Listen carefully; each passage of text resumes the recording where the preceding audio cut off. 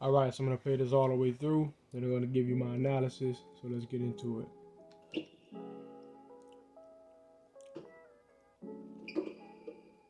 All right, now as you can see, we got a turnover, right?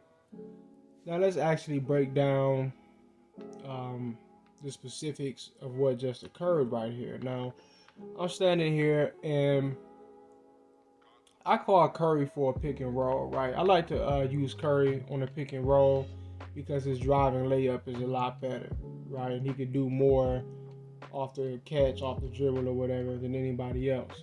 So I call him and he doesn't even hold it. He comes, he runs up, and then he just takes off and he dashes back down. So I'm like, all right, cool. I'm just gonna pass him the ball, give him an over the head pass with the Y button so I could avoid the defense right here. And when I pass it to him, here's what I mean about the pick and roll, how it's been reworked to fail more often. A lot of times in 22, you're running pick and roll and your players will just do something totally odd out of the blue, like, wow, why is he running that direction? And what he does when I pass the ball, which the algorithm understands what's going on, it makes this happen, is he got a open lane to the basket, nobody's in front of him. This is an easy point.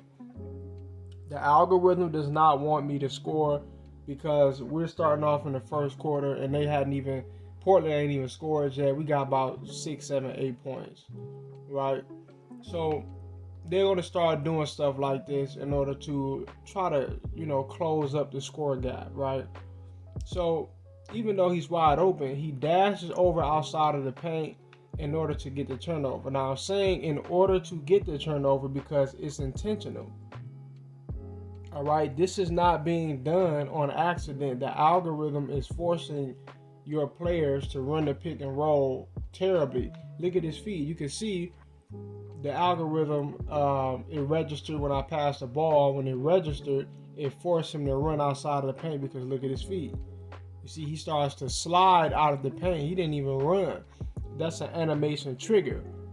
That's the algorithm saying no, don't run the correct pick and roll. Don't go straight to the basket. What other reason would this man have a clear path to the basket, no defense, nobody's gonna stop him, right? What other reason would he run out of a easy bucket like that, right? The reason is that there is no defense, right? When the computer's defense is lacking, sometimes they will make you do something on offense to sort of help them out, right? Whether it be they'll make you collide into them. Let's say you're running a route, or let's say you got a blow by on computer.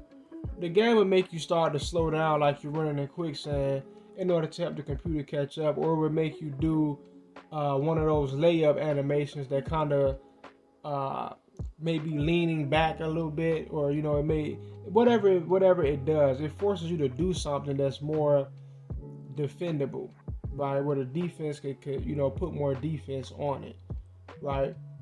But right here, they just force the man to just totally run out of the clear and easy bucket, right? And that's the whole point. All right, but anyway, peace.